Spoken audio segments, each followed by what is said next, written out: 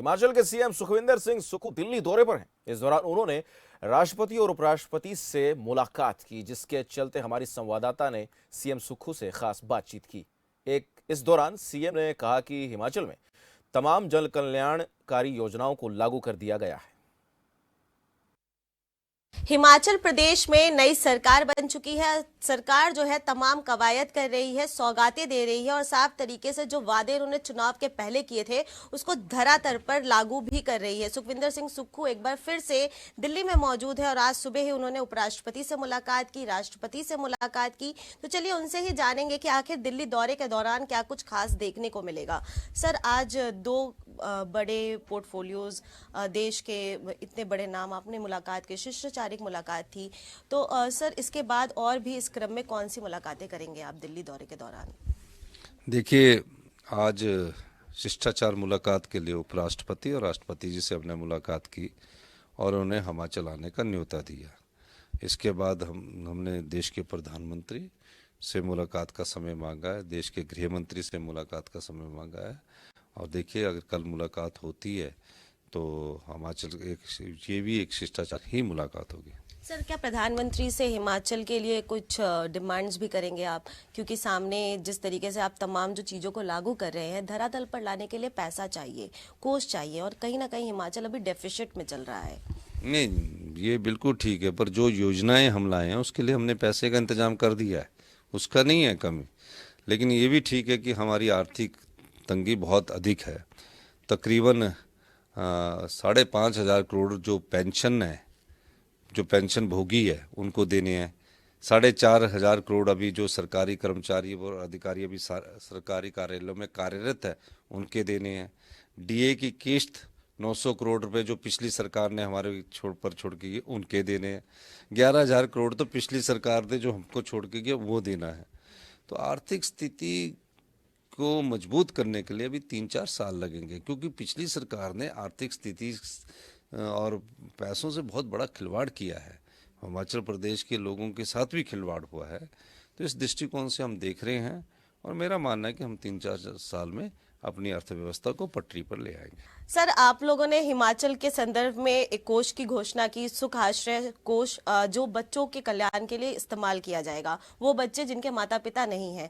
तो ये जो फीलिंग थी या ये जो प्लान था, ये आपने सोचा था कि आप सीएम बनेंगे तो ऐसा कुछ लेके आएंगे, या आपको जब पोस्ट मिला, आपको जब उसको करने की क्षमता मिली तो आपने डिसाइड किया? देखिए, सुख आश्रय कोष को स्थापित करने का मकसद था कि जो समाज में अनाथ बच्चे जो होते हैं, 6,000 के करीब हिमाचल प्रदेश में अनाथ बच्चे हैं, ना उनके माता है ना उनके पिता है। तो हमने एक निर्णय किया, मुख्यमंत्री बनने के बाद मैं उस बालिका आश्रम में गया और उन बेटियों से हमने सीखा कि वो किस प्रकार माता और पिता के बगैर रहती है। तो सीखने के बाद मेरे मन में एक विचार आया कि सरकार ही माता, सरकार ही पिता। जिस तरह एक परिवार अपने बच्चों को पालता है, उस दृष्टिकोण से हमने दिशा में कदम उठाया और मुझे बड़ी खुशी है कि इसके लिए हमने 100 करोड़ रुपए का प्रावधान कर दिया। अब बच्चे, जैसे हम परिवार के लोग बाहर घूमने जाते हैं ना, उसी तरह उन बच्चों को भी बाहर घूमने के लिए हमने सुविधा दे दी कि वो बाई एयर भी जा सकते हैं, AC 2 टायर में भी जा सकते हैं, जिनके माँ बाप नहीं है, 3 स्टार होटल में रुकेंगे। शिक्षा के क्षेत्र में अगर IIT में सेलेक्ट होते हैं, MBBS में सेलेक्ट होते हैं, एम्स में सेलेक्ट होते हैं, तो उन्हें किसी की दया भाव पर ना टिकना पड़े कि मैं इसको पढ़ा देता हूँ, उसको पढ़ा देता हूँ। उन्हें उनका भाव ये है कि उनकी सरकार उन्हें सब खर्चा उठाएगी, ट्यूशन फीस तक देगी, कपड़े के लिए पैसे देगी, ताकि वो जब जीवन में कभी उठे तो उनके मन में एक भाव हो कि सरकार ने हमको यहाँ पढ़ाया।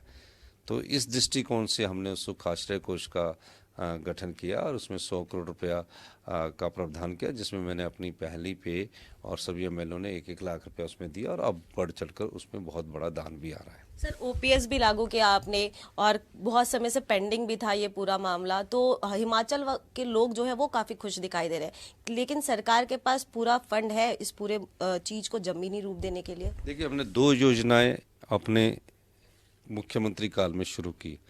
एक सुख आश्रय कोष की स्थापना की और दूसरी OPS की बहाली की। सरकारी कर्मचारी व अधिकारी जो होते हैं, वो हिमाचल के विकास की गाथा लिखने में उनका महत्वपूर्ण योगदान रहा है। अब जब बुढ़ापा आएगा तो हमने उनमें सामाजिक दृष्टिकोण देखा। इसलिए ओपीएस सामाजिक सुरक्षा के लिहाज से और मानवीय दृष्टिकोण के लिहाज से हमने ओपीएस की बहाली की। इन दोनों योजनाओं के लिए पहले फंड का प्रावधान किया गया, उसके बाद योजना लागू की गई। इसमें कोई दो राय नहीं कि हिमाचल प्रदेश सरकार आर्थिक बदहाली के दौर से गुजर रही है, लेकिन मैंने कहा कि वो कोई योजना ऐसे लागू नहीं करनी है जिसमें हम बजट का प्रावधान ना कर सके। इसमें हमने बजट का दोनों योजनाओं में प्रावधान किया है और हमने जो कहा वो कर दिखाया। बहुत बहुत धन्यवाद आपका। तो देखा आपने कि ये थे हमारे साथ बात करने के लिए हिमाचल प्रदेश के मुख्यमंत्री सुखविंदर सिंह सुक्खू, जिन्होंने कहा कि जो बात हमने कही, जो वादे हमने किए, उसके लिए प्रॉपर प्लानिंग के साथ हमने उसको लागू भी कर दिया। और जो कोर्स कम होने की बात ओपीएस को लेकर कही जा रही है, हमारे पास पर्याप्त फंड है और पर्याप्त फंड के साथ हम इस योजना को हिमाचल में लागू भी कर चुके हैं। नई दिल्ली से कैमरा पर्सन रोहन के साथ प्रियंका राय, खबर फास्ट।